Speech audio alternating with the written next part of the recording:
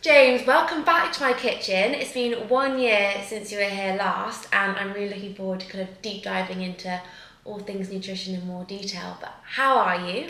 I'm great, Georgia. Great to be back. Yeah, it's been a year. I know, it's gone quite Although quickly. we have seen each other since. We have, but it has gone really quickly. So for those of you who didn't listen the first time, do you mind giving a quick elevator pitch, who you are and what you do? My name is James Collier. I'm HUEL co-founder and a registered nutritionist. So I co-founded HUEL 8 years ago with Julian Hearn. And for those of you who don't know who HUEL is, what HUEL is, we make nutritionally complete, convenient, affordable food. A range of products which we spoke about in the last episode, so it might, if people want to know a bit more about that side of things, might be useful for them to tune back into your one from last October. And I'm also a registered nutritionist, former NHS dietitian, also worked in the fitness and bodybuilding world for a lot of years. Amazing. So as always, we have our quick fire round to start things off. So sweet or savoury? Depends what mood I'm in. Yeah, it's a hard one. Yeah. I don't know what I'd say to that. I think I'd probably say savoury, but it's a difficult one. Savoury because I'm sweet enough. Good one. Pizza or pasta? Pizza. Go-to cuisine? Cuisine's maybe a strong word, but I do like good old British fish and chips. Fish and chips, good one. Cook in or eat out? Depends on the mood. I like to eat out, and I'm very fortunate I get to eat out quite a bit. Sometimes for business reasons, but eating in great as well. My wife's an excellent cook. Yeah, I think both is important to do a bit of both. And what is your favourite Deliveroo? I don't have Deliveroo where we Okay, favourite takeaway? Again, depends what mood I'm in. Probably fish and chips. Yeah, easy. Yeah, but they're not delivered. You have to go and pick them up yourself. Yeah, true. So I want to kind of kick things off with talking about a really interesting, I think it's a bit of a hot topic at the moment, which is ultra-processed foods. So we've kind of spoken about this, we touched on it last time, but I feel like we haven't gone into as much detail as I'd like to go into. So can we discuss how it's actually quite a broad topic and probably wrongly defined. So can you talk about why it's not a very good definition and why you're not really a fan of the word? Great, but before I just get to that bit, I want to give you and people listening in a bit more around the term, and so they can see why I maybe feel the way I do. Yes. And spoiler, I'm not dead against it, I just got cautions about the term. So, ultra-processed food was a word that was, most people believe, was first used in 2009. Term. It was, the guy came up with it was called Carlos Montenegro, who's a professor from the University of Sao Paulo in Brazil. And he came up with the term and later went on with a team of other researchers from Brazil to come up with a NOVA definition. And NOVA's not an acronym, it's a word, although it's capital letters. I actually don't know the etymology behind the word, but I'm sure it's something in Portuguese or something like that. And they came up with a categorization system. Now, I'll cover that briefly in a moment, but since then the term people started using the term more and more to distinguish it from other types of processed food. And I think the last couple of years, but especially the last year, the term ultra-processed food has become almost common parlance.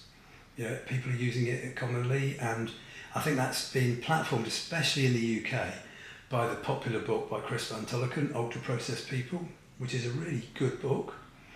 I highly recommend it, and I'll talk a bit more about why I recommend it, but also why I recommend people read it with an open mind as part when I answer the rest of your question in a moment.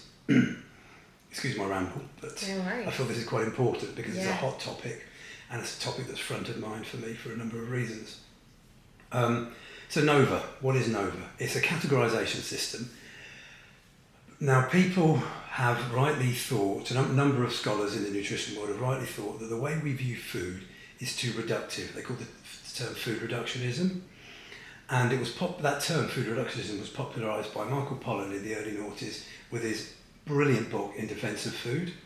Michael Pollan, people who may or may not know him, is a food and plant journalist. Excellent. He's got a show on Netflix which is about his other sort of way of looking at plants, which is about the drugs from plants. I think it's called How to Change Your Mind, and there's a couple of books he's written on that side as well. But he's also well known for his food and agriculture style books, and I've read several of them, and he's brilliant. I don't necessarily agree with everything he says, again, but he sort of popularised the term food reductionism. But the term, well, the first person to originally use it was the Australian food policyist called George Scrinis, who came up with the term nutritionism in a famous essay that he wrote in the early noughties called Sorry Marge. Marge meaning margarine. Right. Because he was putting his sort of point why margarine is not a good thing. And what do we mean by food reductionism or nutritionism? It's basically the way we view food is as a sum of its nutrients. Like we break it down to viewing it as how much protein, how much vitamins and minerals, how much fat, its fibre, rather than food as food. I'm completely on board with this way of looking at it. We should not be taking this nutricentric way of looking at food. Food is absolutely greater than the sum of its parts. To quote Pollen without the absolutely, and that's my bit. If you look at the way humans have had HUEL as part of culture since there's been humans, right? The way we socialise around food, the way we collectively gain food, and the way there's different cultures revolving around food, the way that certain people from different parts of the world were adapted to tolerate different foods better and adapted to like certain foods better depending on where they were born. Maybe it's genetic, maybe there's more than that, but the point I'm making is food is certainly greater than the sum of its nutrient parts. And I'm completely on board with this. And that's where Nova and a bunch of other people that have tried to categorise food differently to how much protein, fats and carbs have come in. There's been several attempts. Scrinis himself has an attempt of it in his book Nutritionism, which I've read. If anyone really in the nutrition world, absolutely should read that book. Anyone else, don't bother. It's a nightmare. It's hard work. Okay, but if you really want to learn about this and get into the roots of it, then it's a must read, but otherwise I really would leave it. But I would recommend reading Pollen's In Defence of Food. Now, Nova felt the same. Montenero and his team felt the same. We should be looking at food differently. So they thought, well, let's look at it the way it's processed, the way it's prepared, rather than the sum of its nutrients. So they came up with a 4 categorisation system called Nova. I'll go through the 4 categories.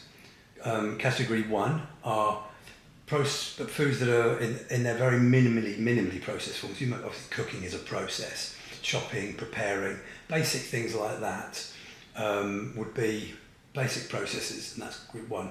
Group 2, spices, salt, maybe some oils, some sugars and things like that. Things that you add to group 1 to process them in a little bit more but still minimally processed way, which makes them group 3. So this will be things like bread, or homemade cakes, or homemade biscuits, or anything that we've been making for hundreds of years, including preserving meat, with salt and other things. And then the group 4 is the ultra-processed food, which is basically anything that's produced on an industrial scale. So there's a few characteristics of ultra-processed food, but the main one being is ultra-processed foods will have at least an ingredient in it that you couldn't find in your average kitchen. So it would be made in a factory setting or a laboratory setting or something like that, more on a commercial scale. It can only be made on industrial scale. It has to have at least one ingredient there. But also it's the way it's marketed. If it's sold in a way that promotes its sale. So you might have breakfast cereals with the tiger on them, things like that, 3 little men going snap, crackle and pop on it. That sort of thing would make it an ultra-processed food as well as that. And also its hyperpalatability. That's seen as another common attribute, if that's the right word, of an ultra-processed food. So trying to encourage encourage people to not just consume it, but to over-consume it. So that's what Montenero and his team, that's been furthered in other papers that Montenero has written. There's been a bunch of studies about ultra-processed food and how they're linked to disease. So I'm on board with all this so far. Yeah. There's nothing wrong with that. So continue? Yeah, okay, do. So I'm really on a ramble here. I'm not. No, it's great. Now, there's been loads of studies. Started with a guy called Kevin Hall from America who did some really cool experiments, which I won't go into the detail of, but basically showing that people were more likely to consume foods that come under this Nova Class 4, the hyperpalatable foods. They're more likely to have a higher calorie intake because of their hyperpalatability and their ease of consumption. And And there's been a load of other studies that have looked at observational studies of people that have higher levels of ultra-processed food in their diet that come into this NOVA category 4 have been associated with higher mortality, morbidity, or worse disease outcome, especially with all the modern like metabolic diseases like type 2 diabetes, high blood pressure, polycystic ovary syndrome. They've even been linked to Alzheimer's in certain cases, and a bunch of other stuff, some cancers as well, overall cancer, breast cancer has been linked to inflammatory bowel diseases, and there's been a link, but they are correlative studies. They're not randomised controlled trials because you'd have to do it for a long period and you couldn't do it. I mean, it'd be great fun for those that were on the ultra-processed food, junk food diet, but it's really hard to control for, and sure you can understand that. So, but it certainly indicates that high consumption of these type of foods are associated with worse disease outcome. Now, there's another characteristic of these foods as well that the NOVA category defines, is they're also relatively cheap, relatively affordable. So what you're finding is, whilst those in the later to develop nations, for want of a better term, are only now getting on board with this, you can see cases of obesity rising in Brazil, hence why the Brazilian team noticed it, because it was very local to them, especially in the urban places like Sao Paulo. In India and Mexico, in Chile, for instance, which has got the highest growth rate of obesity of any country in the world, or at least did have a few years ago. I think it's slowed down a bit because they've had some interventions which have been really interesting. But it's the cheapness of affordability, especially if you look at the developed nations like Europe and the UK and the USA and Canada, Australia, and even Japan and South Korea to an extent. You're finding that they people on lower incomes in these countries are having a higher proportion of ultra-processed foods. That could be due to its being affordability, but also their ease of making it, right? You can go to a takeaway. In fact, there's another study that's been done that's shown there's a highest number of takeaway establishments in more deprived areas in the UK. Oh, that's quite interesting. And that's really interesting. I mean, I can't get the details of it, but it wasn't just the absolute amount, but they put more, there's more growth of number of establishments in these areas. This is within the UK. And I guess it's the demand of the ease, isn't it? It's the demand of the ease. So now you've got millennials and Gen Zs, and even some people in my generation, Gen Xs, that don't have the cooking skills that our parents or grandparents had, because they've not been taught them, whether that's through the parental or through school or a combination or a multitude where they've not got the skills. Yeah. So maybe they can boil an egg, but that's perhaps the limit. And also you've got high number of single families, single parent families, and of course it's hard for single parents who've got to look after a couple of kids, go to work, and then they're going to be knackered at the time they get home. Yeah. So preparing food is the last thing on the mind. No. So it's for a whole number of reasons that are really complex and hard to understand and hard to get your head around. And I know we're going to talk about the Messiah syndrome later on, but this is going to link to that. So hold that thought back there. Mm-hmm. There's a whole. It's people that on lower incomes are eating more of this, which then further exacerbates the risk of disease, because as we know, having lower income is associated with worse disease outcome as well. There's been a bunch of research on that for a bulk of reasons. But these studies have been challenged by some people on that premise that it's well, if you're poorer, you're more likely to have a worse outcome anyway. So could it be that? But also quite often that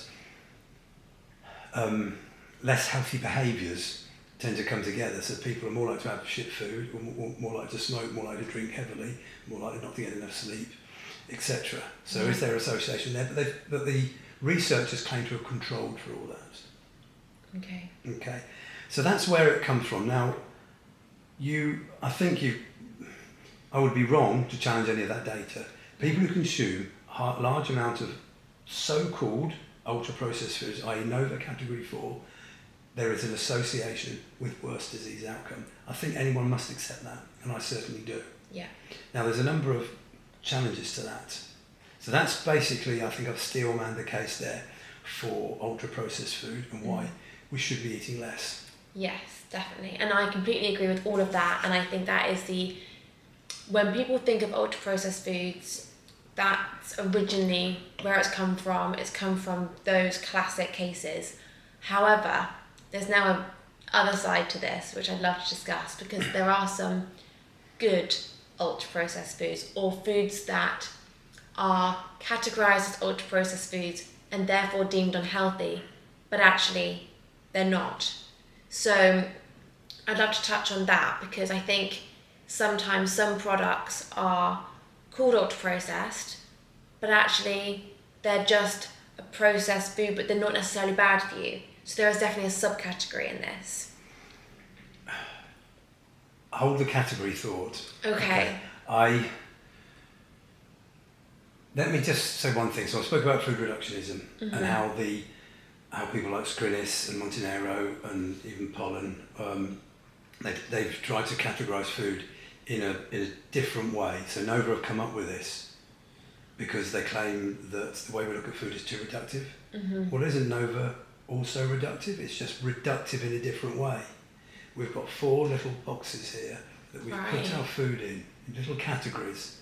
This is why I said hold that thought about category. So humans, we like to categorise things. We like to put things in nice little neat boxes. And here we've got one box with ultra processed food written on it and a rubber stamp bad written on top of that.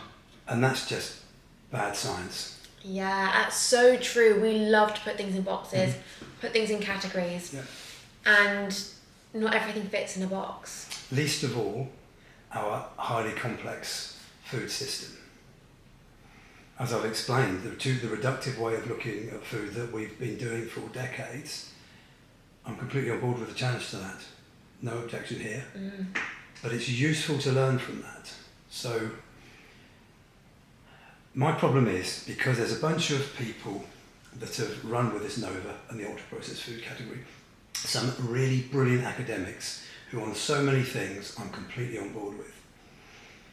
But this thing I'm not, because it's for so many reasons, excuse me, for so many reasons, some academics feel that if it comes under the rules of this ultra-processed food, i.e. it contains so-called ultra-processed ingredients, which is basically an ingredient that you'd struggle to make at home, like as an extract, maybe another ingredient, then it's not good because it contains this. However, there's so much brilliance that's come on from modern food processing and modern food science. Things like we can improve shelf life of things like bread. Traditionally, just a few decades ago in my grandmother's era, the mother of the household would make the bread. Okay, there's all things wrong with that. I mean, we gender stereotypes, but it was that way. The mother would make bread in the morning, and by the evening, all that loaf was devoured by a greedy family, right? Not greedy, hungry family, and it was gone. So it didn't have to keep the bread for any longer. Now, everybody wants to go out and work. Great, to do things like we're doing now, listen to this thing, the internet and podcasts and stuff like that. They don't really worry about food. So people have come up with ways of making bread last longer. Now, most loaves that you buy at your supermarket or even from your bakers, a lot of them would be so-called ultra-processed because they contain ingredients that improves their palatability, granted, more importantly, their shelf life.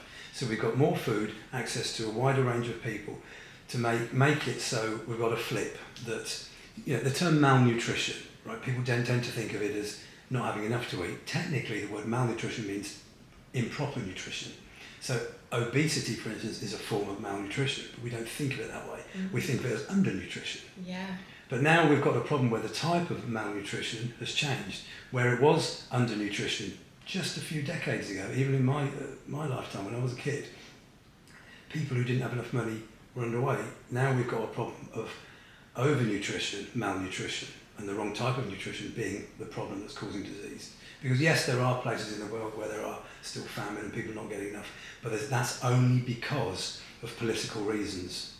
There is absolutely no reason anyone in the world in this day and age for the last 30 or 40 years can't have access to sufficient calories. Yeah. And that is because of food science that's done that. So these ingredients are added to foods to make them, for example, to make the shelf life longer. Are these ingredients bad for us? So they're also made for palatability. So, don't get me wrong, there's a lot of ultra-processed foods that we rightly should be limiting how much we eat. Now, just to say, there's so many added ingredients. I would probably say there are a couple out there that we shouldn't be having. And this is an example that proponents of Nova and Scrinnis, for example, have said why we should be cautious. Trans fats. Everybody knows. Wherever you sit in the nutrition camp, there's no disagreement on trans fats. Everybody knows they're bad for us. Yeah. And the fact that the regulation in the last few years has basically all but outlawed added trans fats. You can still get some naturally occurring ones because they occur in nature, but you can't add them to food now.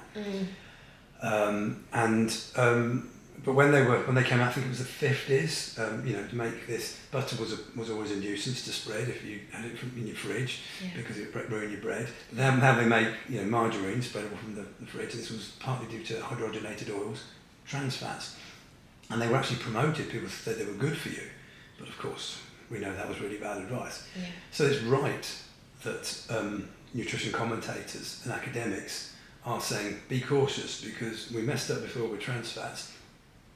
Is there anything else? Right.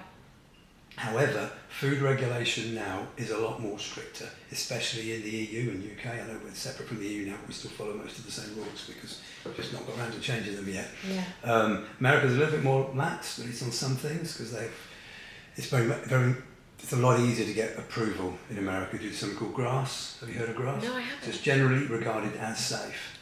So basically, you submit a dossier into the FDA, Food and Drug Agency Administration, whatever it's called, and so this is safe, and that's due to workload and costs and everything. It's not reviewed in the right way. Now, to get proper approval, it's a long process. So there's a lot more to it than that, and I don't want to get accused of slipping up and getting things wrong. But broadly speaking, what I've said there is broadly what happens with GRAS. Yeah. So it's a lot easier to get a food additive approved over there.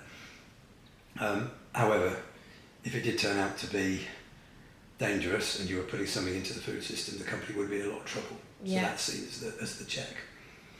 So, there probably are, to answer your question, some ingredients we should be cautious of. How's the consumer going to know which ones? Because the bulk of them, like malt extract for instance, be no problem. Emulsifiers get a bad rap. Okay, well let's group, there's tens of different emulsifiers. Let's all put them in a nice little bucket and say they're all bad for you. They're completely different substances. Same with sweeteners, as we know, sweeteners get a bad rap, the so-called artificial sweeteners. And there's a lot of misinformation about them, and anybody who said, sweeteners are bad for you, well, the first thing they should be questioning is, there's at least 4 main sweeteners here, they're all completely unrelated compounds to each other. Surely they can't all be bad for you in the same way. That's the first thing you look at. Right. And sweeteners is what they're relative to, for instance. They're there to help people consume less sugar and to make things palatable. And we know the amount of the 4 main ones, and the 4 main ones are aspartame, sucralose, ACE-K, and saccharin. There are some other ones as well, but they're the 4 that we find regularly in our foods and drinks. The evidence shows quite clearly that if you consume them in small amounts, there is absolutely no problem. And I know people will be listening to this and going, he's wrong there, and showing this bit of information. But if you dissect the quality of the information and you do a rigorous attempt at looking at it and looking at the replication, was it done in mice or rats, or was it done in humans? And let's look at all the confounding factors. Show me some evidence that they're dangerous. And people will now be showing me the microbiome, and there is a study that questioned the effects on the microbiome. Yes, look at that study, look at how much was consumed. And there was also another study that was showing there was no effect on the microbiome.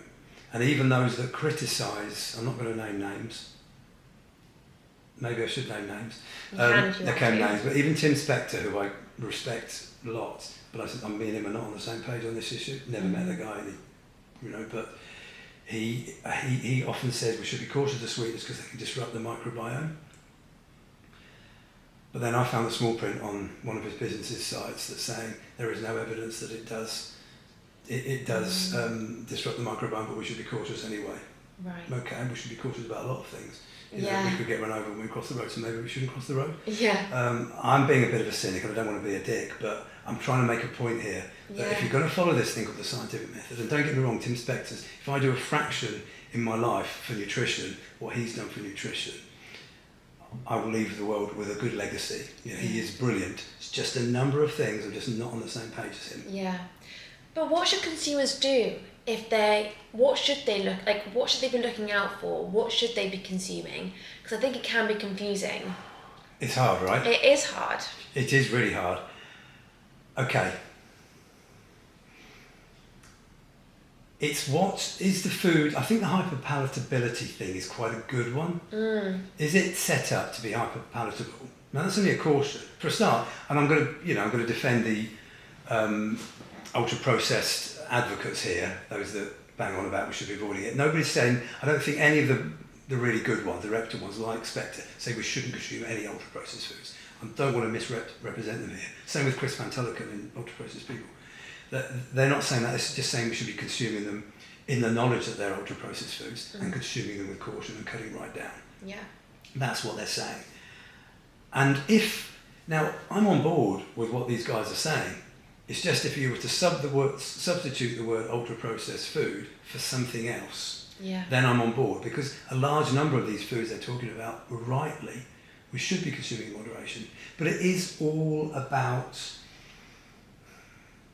the dose, how much. If you're consuming these foods in high quantities every day, these bad junk, I actually quite like the term junk food. Yeah. Because people know what it means. Yeah, okay. Junk food isn't easy, It's not well defined, but then as I've just told you, I don't think ultra processed food is well defined. No. They argue differently, and I'm conscious I'm doing us and them, calling them they here, and it's not, I see these people as peers, not as enemies. We're going to get to the enemies later. Yeah. And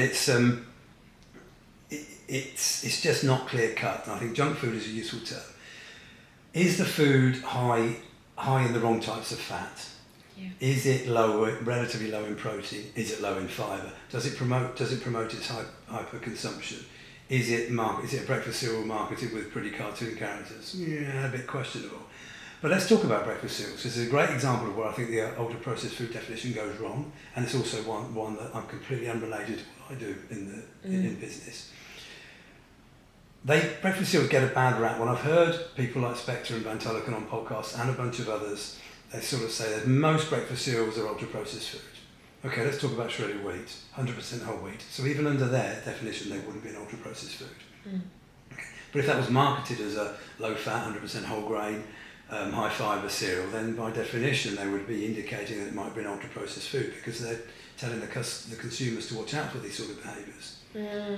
And then let's talk about Weetabix and Shredders. Okay, under the definition, each of them contains at least one ultra-processed ingredient, as well as some added vitamins and minerals, which might make them ultra-processed, because you can't get, vitamin B1 in a kitchen. Well, you can, but you go to the food shop, grind down your tablet, and but yet they would be saying they're ultra-processed foods. So not saying avoid it, but they would be saying they're foods to be cautious of. I challenge that massively. They're whole wheat foods. Okay, they're not 100% whole wheat, but they're majority whole wheat. They're high fibre, nutrition gems, and you consume them with milk. And of course, the anti-ultra processed foodies love milk because it's not ultra processed food. And that makes it a high protein meal with lots of fibrous starch, with rich in vitamins and minerals. All three of them, and then so they're marketed as low fat or high fibre or low salt or low sugar. Well, I think that's bloody good. Yeah. Because I would rather be pushing these and not the sugary other ones and the high simple carb cereals. I would rather get people on those three. Yeah. No, definitely. Do you see my point? Yeah, so this is where it all goes wrong. I think breakfast cereals offers a perfect example where the ultra-processed food argument goes wrong. Yeah. Now, do I think we should do away with Nova and the term ultra-processed food? Absolutely not.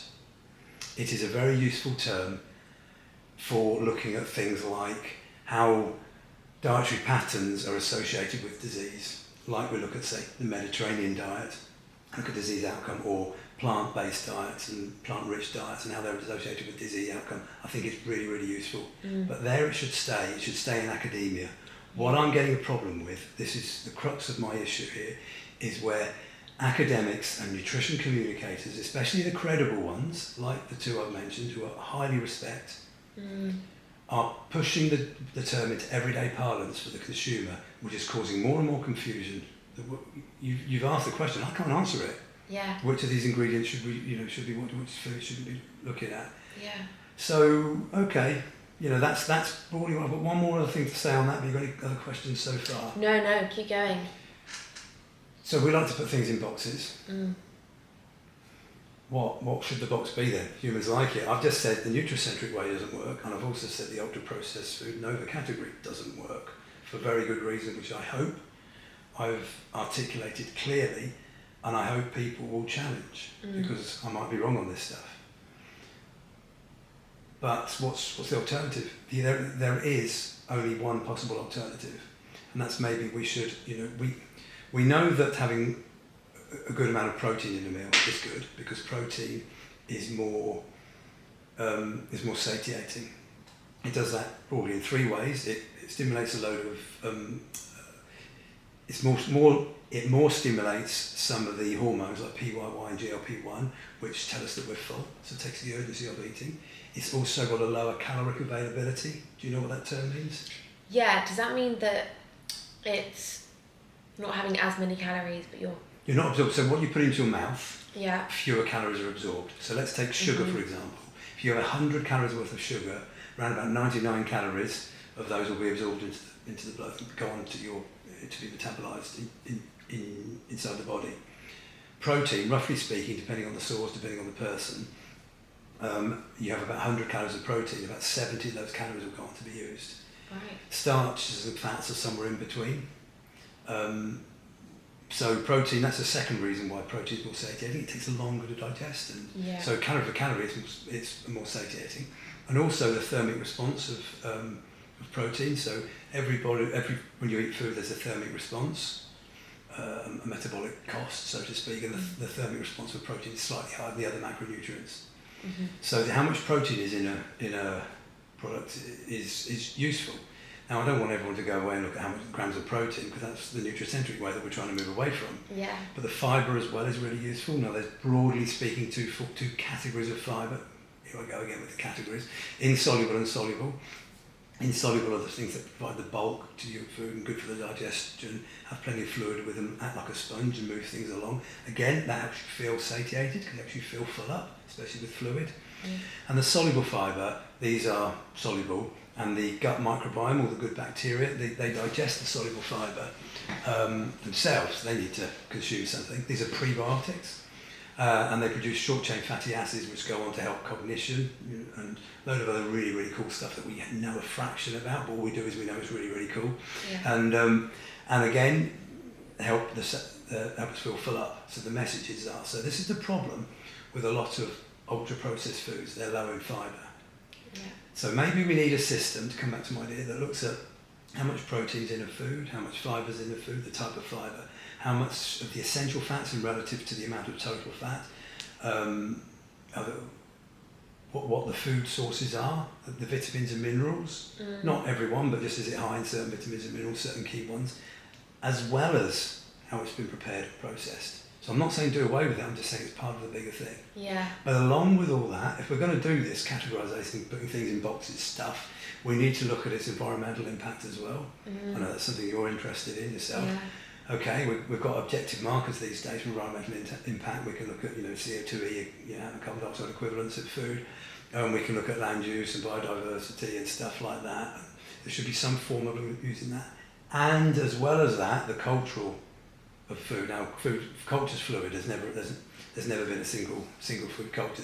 People get this wrong when they go down the Chinese takeaway. I think that's not really, is it? The Chinese takeaway you get in the UK is part of British British culture in the 2020s. Yeah. But there is, we should look at the cultural things. Now, just imagine if you've got a bunch of academics in the room trying to put all something like that together that's user-friendly. I don't think it's possible. It's not possible. It's not possible. So this is my point. That's the only thing that could work and would work, in my opinion. I've only said this a few times. I've not heard anyone challenge me yet, and then I haven't said it to enough people.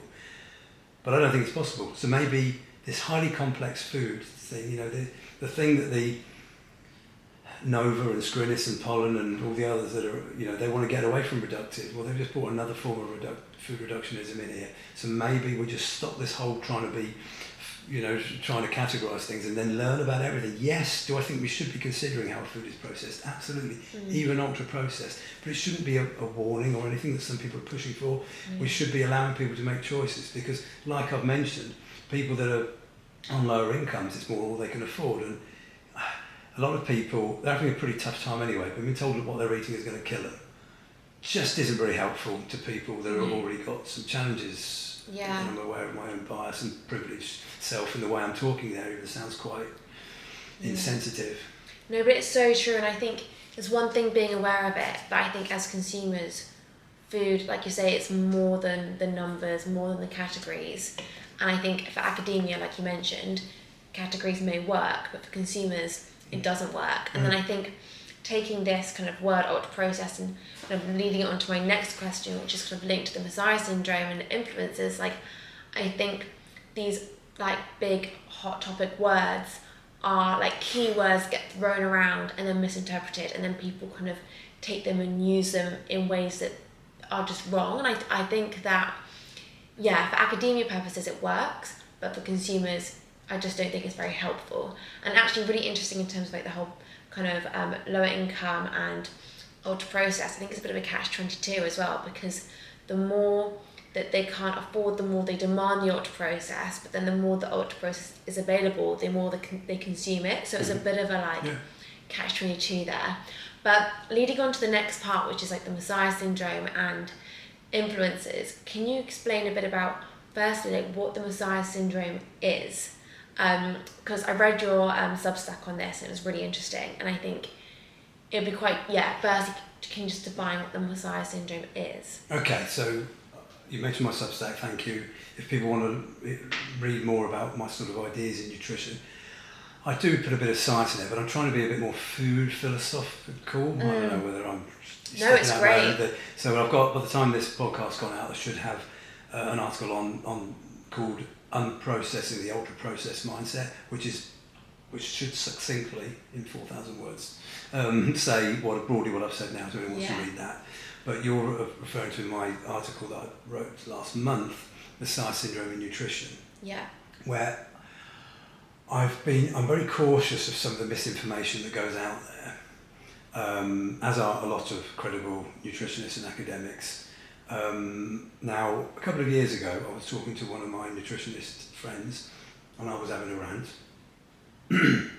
excuse me, about the misinformation. I was having a rant about the misinformation out there on pseudo-influencers on social media, and she said, "Yeah, I agree with you, James, but that's kind of on us. We don't do it." So I gave it some thought, and as from a few months ago, I'm able to. I've got a really good team at HUEL, and I can now focus a little bit more on the nutrition communication side of things and try and get some ideas out there a bit more. So I've been able to focus a bit more on writing, and also on the social media, talking into the camera sort of thing, which the writing's going well. That sort of thing is hard work, and got a couple of people behind helping me with that now, with the editing and stuff. But if anyone does want to check out some of my thoughts, I'm trying to push that a bit more. But I'm trying to do that to counter some of these ultra-crepidarians, and that's a word that I think is quite a useful word, because it's people that talk about that they try to be experts in a field that's not their area of expertise. So you get a lot of personal trainers who do this, might be real good gym bros, right? But when it comes to nutrition, there's just complete misinformation out there. I wrote this article, Messiah Syndrome in Nutrition, and I refer to a character in there called Mr. M. That's my term for him, because I'm choosing not to name who he is. Fine. For good reason, but he concerns me, this guy. I'm doing it, I'm not naming the reasons that are in the article. Fine. Because I don't want to end up in an online spat. Yeah. And now others have done that, some other very credible nutritionist, a guy called Dr. Ids, who's a brilliant. Go and follow him on social media, folks. Okay. He comes out, he picks apart these ultra-crepidarians and the misinformation on there, and he's very credible, and you'll learn a lot from this guy. And there's a bunch of others like Dr. Ids who are doing this, they're picking apart these guys, but Ids picked apart the guy I'm referred to as Mr. M, and he got counter-criticised quite a lot, and quite very misrepresented, and I don't want that, and I don't think it's going to be useful for me to do that. So people like Ids and others have accused this guy and others, so they've got financial motives behind why they do what they do. I'm not so sure I agree. Okay. I think there's something else going on with these ultra-crepidarians. I think the reason why they go out there and do what they're doing is they're narcissists. They like the attention. And if you watch this guy, a Messiah complex is the term that I'm referring to in the article, because he thinks he's a Messiah. And genuinely, in one video, he goes, I'm helping people, I'm healing people, I'm educating people. He genuinely believes, I'm absolutely convinced this guy's coming from a good place. He genuinely believes what he's doing is a good thing. And you might say, well, I've watched him, if you knew who he was, I've watched him, and some of the meals he cooks, they're really healthy meals. Absolutely. And they look really tasty as well. Yeah. And some of the tips he's giving of people to eat, he's only recommending nutritious foods. What's your problem, James? It's how he's doing it. He demonises other food. He claims that the food industry and the supplement industry are lying to you.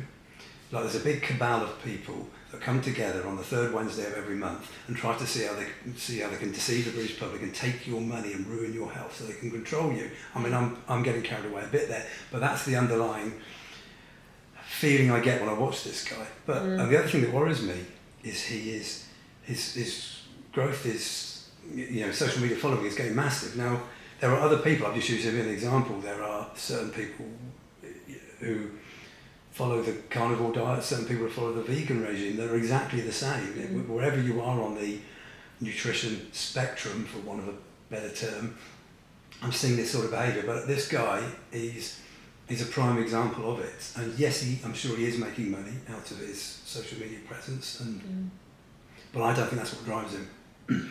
I'm convinced it isn't. It's probably the feedback he's getting that drives him. Yes, it is. And that's what's even more worrying, is that everyone's like, thank you so much, like this is so insightful, I've learned so much today, this has really helped me, and you're like, oh God, like they're believing every word that comes out of his mouth, and maybe all of these words aren't necessarily true or well backed up.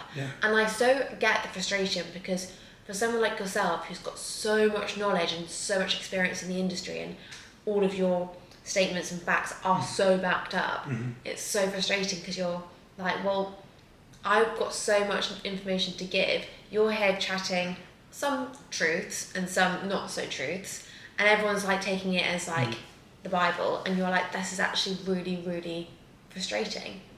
So again, how do we as consumers go about distinguishing whether these people online are saying things that are right or wrong? I guess my first answer to that would be maybe do your own research or listen to lots of different people, not just one person. But what would you suggest? That's probably the best tip you've got there. Unfortunately, I think the people listening into your podcast, Georgia, are going to be more the people that don't listen to those sort of people. They're going to be more likely to people that listen. I could be wrong. They're probably more listen to people like Dr. Reeds and some of the other very credible, Rhiannon Lambert, for instance. I think she's really good to follow. And Nicola London Rain as well. She's another really good one to follow.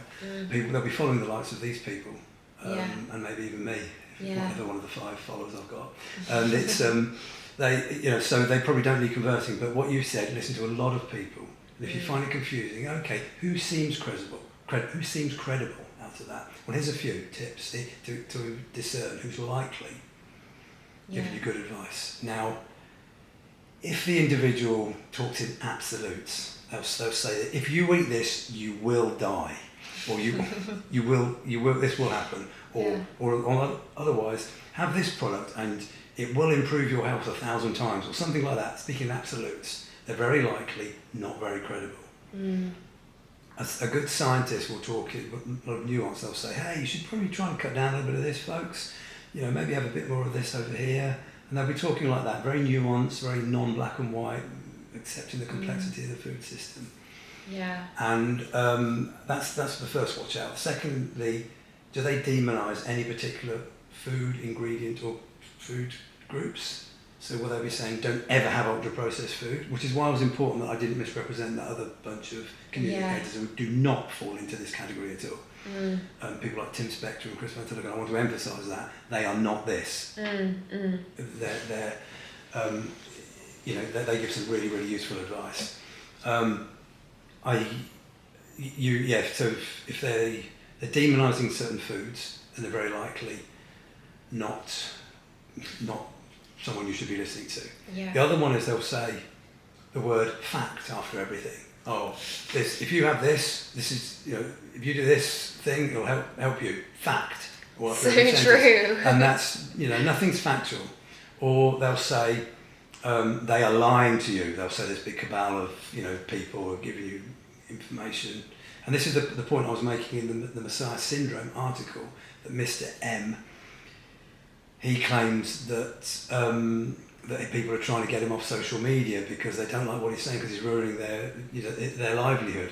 No, the reason why they're trying to get him off social media and doing what he's saying is because they're concerned about his bad information. But that doesn't dawn on him because all he thinks is he's giving good information. So it's the way they talk, the way they communicate. That they're very not likely to be credible. And the other one, this is the one I'm on the fence about. They'll say the truth about such and such. Now, unfortunately, social media is set up at the moment that even people like me will have to use that as clickbait. Yeah. Because it's the only way it works. If you put the truth about something, so these ultra-crepidarians might say something like the truth about this food and then go on to slag it off. Yeah. The more credible ones who are using the truth about something in the tagline, in the clickbait, I think it's a shame they have to do that, but it's what pulls people in.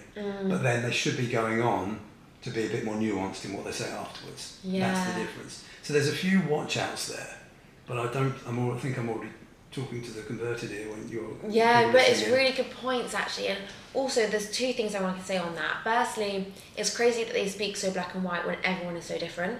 And it's like, if you eat this, you'll die, for example. It's like, well, how can you tell that? Because everyone's so different. Like, everyone's diet's different, everyone's body's different. So how can you tell your mass audience that if they eat this one thing, they will die or whatever? That's actually quite crazy. And secondly, my other point on this is, do you personally struggle to communicate online when influencers or pseudo-influencers or some others are saying things which are very clickbait, and the internet kind of pulls up on these hotlines or these tags or these big words and people respond well to them? When you're saying something which is a bit more factual but more balanced, do you find it's harder to kind of get the message across to people? I think that's why I'm struggling with my social media following. And that's the whole thing, the very fact I'm saying that seems so disingenuous, right? I don't want to be going out there chasing social media followers, but I am absolutely going out there chasing social media followers. Because if I genuinely feel I've got a good message that I want people to share, then I want to do that. But how does that make me any different to Mr. M? Because it's not what he wants to do, right? But I would hope that my peers course correct me in anything I said wrong. It happened. I put a video out a couple of weeks ago on protein requirements in bodybuilders, and I did a really poor job. So I've got a counter video coming out rebooting myself. A couple of people picked me up on it, not even my peers, just they public. 4 people picked me up, and I thought, you know what, they're right. Yeah. So I'm going to try and do a counter video to that, correcting myself. Yeah. That's the way you can look at it. But optimistically, people like Dr. Rees has got about 1.8 million on TikTok. Rob Lapham, Rhiannon Lambert, they've all got pretty big followings, right? And so they're doing something right. But the one thing that like Dr. Rees is doing is he's picking on the individual ultra-crepidarians and unwrapping their own. That in itself is quite clickbaity, because you can see a feud going on here, even though he's doing it very professionally and giving the science behind it. I mean, Lane Norton, of course, the heavyweight in both senses of the word of nutritionist, right? He's brilliant. There's another brilliant one.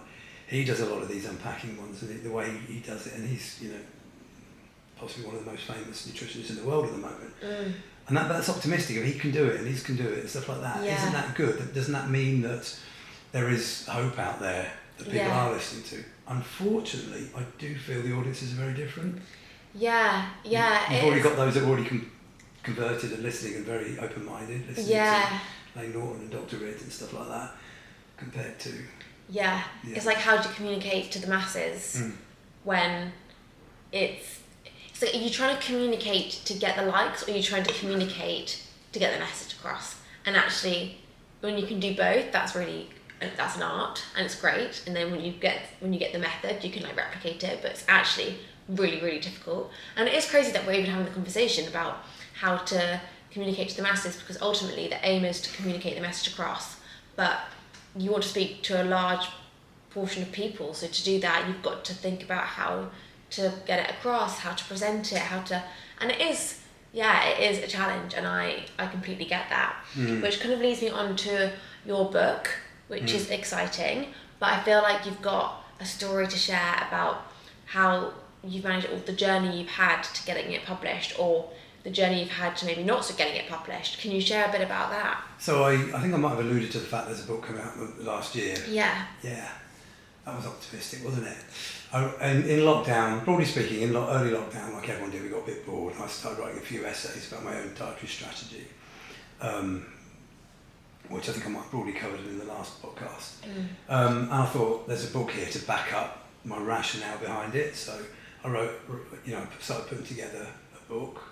And I kind of finished it last July, so July a year and a bit ago. Yeah. July 2022. And I thought, right, now I'll go and find a publisher. Excuse me. So I thought, no, go out and get a publisher. And I thought that'd be quite easy. I thought I'd done the hard bit. Oh no, how wrong was I? The easy bit is writing and researching a book. I know, because I know what I'm doing. Right? Yeah. It might be time consuming, it might be hard work with reading all those studies and referencing them and everything like that. But it's I'm in complete control of it. Yeah. Going out into this world, I know nothing about the publishing world. So me, in my naivety, I just started emailing a load of people. I put together a book proposal, had it professionally proofread by the same guy that proofreads all my articles. Nick Jones from Full Proof Media, give him a shout out. Yeah. He reviewed it and said it was great, and other people have looked at it, and I've sent it out, and I did get a couple of Zoom calls with a couple of potential publishers, and they didn't come to anything, but great. Mm-hmm. But out of about 40, I had 2 calls. Right. And I was out of agents and potential publishers. I wanted the agent really, but I couldn't get a hook. So eventually I managed to get what's called a hybrid deal, which made sense because this was over a year ago. I'm not an author. It's expensive to publish a book, and I've read that about one in 4 succeeds, and quite often publishers make a loss on those other 3. I don't know whether that's true or not, but that's what I've read. So I get it. You pay some of the upfront costs, and I went with a company who I won't name for legal reasons, and it was awful. It was an awful experience. They designed a book cover within a few weeks. So I put together a few ideas of what I thought might be in the cover, and obviously the book covers nutrition for health, sustainable nutrition in the environment, and also covers ethical food choices. So I put animal welfare. So I put animal welfare in my ideas for the designer, and I got back a book with a picture of it was crap, but at least it had pictures of food on it and something that could represent sustainability. It had a picture of a dog in a Santa outfit on the front. You're kidding. I'm not kidding. And it's insulting in a way. It's insulting. I mean, it's called Thought for Food. I mean, can everyone see what's wrong there? I know. Anyway, I thought, well, this was early stages. I was still excited. They turned it around pretty quickly. I went straight back to them and said it doesn't work, and they corrected it into something equally as crap, but at least worked, right? Yeah. Wouldn't have sold a book. No. A couple of other iterations, rubbish. Sent to my mate designed it for me. I sent his design back to them, and they copied it, right? Fine. Fixed. Yeah. Then I got the first. You have to wait 3 months, and then got the proof through. Some of the suggestions on the grammar would fail GCSE English. They were putting superfluous commas, paragraphs in wrong places. Okay, you could argue about whether they're on. They were objectively bad grammar. There's no. This is a matter of opinion. This is some of the Oxford comma, for instance. Some people use, some people don't. This was comma where they shouldn't be them, and they were. If I'd say, like I mentioned, Michael Pollan's In Defence of Food. The Americans spell defence with an S. We spell it with a C, right over here. So I quoted it as an S, clearly as his book, and they would correct that sort of thing, which is just you don't do because the book is spelled with the American way because it's an American author, right? Yeah. So these are schoolboy stuff. And anyway, so I wrote them a snotty, after give them a chance to fix it. I just went through and I tried and I suggested they fix these things, and then they acknowledged, and then 6-8 weeks later, got it back, and they'd not done anything. So at that point, my toys were thrown far from my pram, and I wrote them a snotty letter asking to fix this in 2 weeks or my money back. Yeah. 2 weeks went by, no fix. So then I asked them about and got it blank. So okay, so then I went to my solicitor, and they got in touch, sent them. Oh, and then they were emailing me and on the phone trying to settle this, just saying from the senior manager saying we will personally look after you, we will personally make sure. Too late. Yeah. Because if they failed on the book cover, they failed on the proofreading. Let's say I'm 100% confident they'd have fixed the proofing. 100%. What would have happened with them? Would they have got in the right stores for me? Yeah. Would the quality of the print look shit? No way. I want out. So the solicitor did a brilliant job, got me out of the contract, and I got half my money back. You know, how many other? You know, I'm in an okay financial position, right? Yeah. I can afford to do that. How many other authors, potential authors, would have their souls ripped out of them because of this? They needed a punch in the face. But this is crazy. You can't even, you've written a book, which doesn't happen overnight, as it is, with all this information, and now you can't even get it published by a credible that's mad. It is, and I've probably done a lot wrong. So this company were definitely not good, and you know, I should say that Nick Jones, I just mentioned for full prep, after I'd already signed the contract and I mentioned to him in passing, I've got this, he sent me some warning slides from them. It was too late then. So they do have a bad reputation, you know. Okay. But incidentally, I showed Nick some of the stuff they wanted to suggest, and he was just shocked. Wow. So have you gone to any other? I've paused on it. I've only got out of the contract like 3 or 4 weeks ago. Fine. So I'm just pausing. Obviously, I want to redo the chapter 11, which is the one that covers food science and food processing, because I feel the world's moved on. I mentioned Bantala's book, so I'm retweaking that. Okay, interesting. And then I've shown my book proposal to a few people, and whilst the synopsis of the book is probably bang on, perfect length and well done, I've only got like 1 page at the end of how I'll help market it. Okay. And I've been told, look, I should probably try and spoon feed them more, like this is what I can do and be all over them. I think, of course I should. I'm working in the industry, I know this. Schoolboy ate well. But it's first time doing it, so it's... Exactly. So I'm off on holiday next month for a couple of 3 weeks, so I'm pausing on this now, then I'm going to redo the book proposal. I've got someone who's going to professionally look at it for me. Okay, perfect. You know, I'm not against the hybrid thing. I think from what I've read, the hybrid webform publishing can work very well, but I'm not doing it again. No. Like I said to the company when I complained, I quoted, I would rather have this book never published than have it published with you. Yeah. Because there is no way I would do that. No. You know, so... Seems a lucky escape. And I generally would. So I have started writing book number 2, which is about calorie counting. Amazing. But I'm pausing that at the moment, so I'm focusing more on the Substack, because at least I can get stuff out there for short-term wins. Okay. Yeah. And the Messiah Syndrome, by the way, like 1,200 people read that, which isn't too bad, because people don't read as much as they watch videos. No, it's true. Rightly so. Right? But it is crazy, like this whole kind of episode has really been about trying to get the right information out there, and it is so interesting how, you know, if writing is your thing, then, and we're now in video world, that's really challenging. And, you know, you've written a book, and then even publishers are challenging. Like, it's a real challenge. It is, and the book might be shit. I just want one of the publishers to look at it and tell me it's shit. Then I would be grateful for that. Yeah. The 2 of them that I did have a call with, one of them especially was so lovely. She wanted to run with it, but her colleagues were a bit cautious because I was a high risk, because I'm not well known, and they did more of the recipe type books than food theory, mine's food theory, popular science. So of course, and she sent me a lovely email back, so super grateful, you know, to that. And the other one just wasn't for them, and ultimately anyway, which is fine. Yeah. You know, that's great. At least I had interaction. Yeah. But nobody said this is not good enough. No. And I've had a lot of, you know, third parties look as well, both in nutrition and non-nutrition, and they both think there's something there.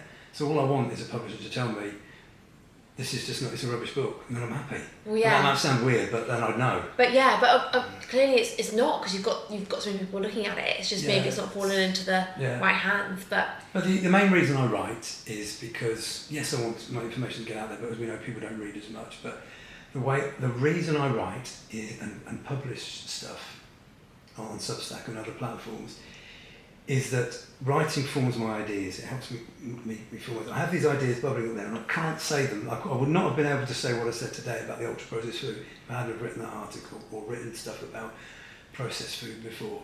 Because, yes, it's all very well reading and thinking about things. That's brilliant and that's part of my learning process. And you could say, well, can't you just go and write a load of notes on it, James, because we all know that writing helps things go in the brain quicker. Yeah. Right? And that would help as well. But writing it and structuring sentences in a way that you commit to publishing it, knowing that you're going to be opening yourself up to criticism, forces you to be absolutely on point. Yeah. Or at least opens up the way you're not on point, means it's going to be very hard to criticise. And if people do criticise you, they're probably going to be right. So you're going to learn from it. So that's why I do this. And also, nutrition, any other sciences can be piss boring to read, right? So if you can try and put a narrative behind it and use some anecdotes and some metaphors and some analogies and a bit of a narrative running through it and making your point, that's what I try. That's fun. I enjoy that. It frames it well, Yeah. and also I guess it makes it more balanced because you are getting that feedback from different people. Yes. So you're having a more balanced argument in your head. Yeah. So it makes sense. But this has been so insightful because I feel like often we just get the results that we see. We just get people's information, but it's really interesting to see the other side of it and how it is challenging on getting the right information out there, and it's challenging for consumers of this information to know what's right and what's wrong. So it's been really insightful to get this, and I think there is definitely a book coming at some point. I think what this guy that looked at my proposal and pointed out that I've not done much to market them, he's going to be the guy that's going to help me. We're going to look at that in December, and that gives me time to rewrite this chapter 11 anyway. Yeah. And then we can, I'll go out there again with a new proposal and resell it. Yeah, no, absolutely. Well, that's exciting, and that is, we'll definitely watch out for that. Yeah. Well, we have a last question, as always, which is, again, what is your last meal going to be? So starter, main course and dessert. Can't remember what you said last time, but yeah, what is your last meal? Huel. No.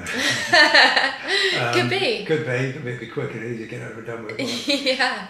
My last meal, well, assuming that the reason for it being my last meal is not that I've lost any, I've got some cachectic disease, that I've lost my taste and appetite. That's very true. Assuming that I've still got just as ravenous appetite and the same organoleptic sensations as before, then it would be starter. I don't know. I wouldn't want to ruin the... If I was going to have fish and chips, I just want to have a massive plate of fish and chips. Good. Just because otherwise, if I had started, it would ruin the meal a little bit. So maybe it's just one maybe course. And maybe a bar of chocolate afterwards. What brand is your go-to? Well, I go for Tony's now because I like we've got the at HUEL, we've got the partnership with the cocoa, the open chain thing. So we're sourcing primarily through them, but it means we can jump on the back of them and help source cocoa ethically. And I think it's brilliant what they're doing. Yeah. And I hadn't really heard of Tony's a year ago. Yeah. Now they would be my go-to brand, and their chocolate is amazing. Nice. It's really nice as well, right? Yeah. But they would be my choice. Yeah, and if you had to have a last HUEL, which one would it be? That would be, I would have the chicken and mushroom hot and savoury washed down with banana RTD. Love it. Love it.